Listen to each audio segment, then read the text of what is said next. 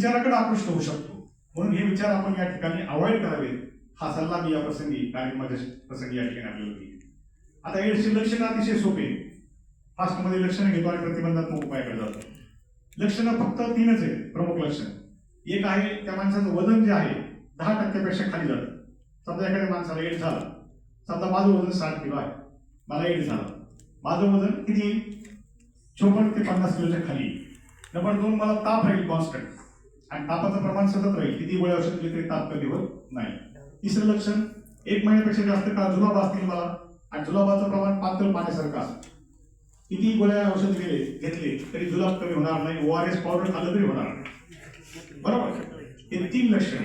याच्या व्यतिरिक्त काही प्रमुख स्वरूपाची दुय्यम स्वरूपाची लक्षणं दिसतात. ते म्हणजे त्या माणसाच्या तोंडामध्ये आणि अन्ननलिकेमध्ये पांढरे चट्टे यायला लागतात, काखेमध्ये आणि जागेमध्ये गाठी यायला लागतात, रात्री झोपताना त्या माणसाला एकसारखा घाम यायला लागतो, तोंडामध्ये आणि अन्ननलिकेमध्ये पांढऱ्या रंगाचे चट्टे दिसायला लागतात. सगळ्यांनी हाडाचा सापळा पाहिलाय का? हाडाचा सापळ्यासारखा व्यक्ती शेवटच्या स्टेजला दिसायला लागतो. अशा प्रकारचे लक्षणं त्या पेशंटमध्ये दिसायला लागतात.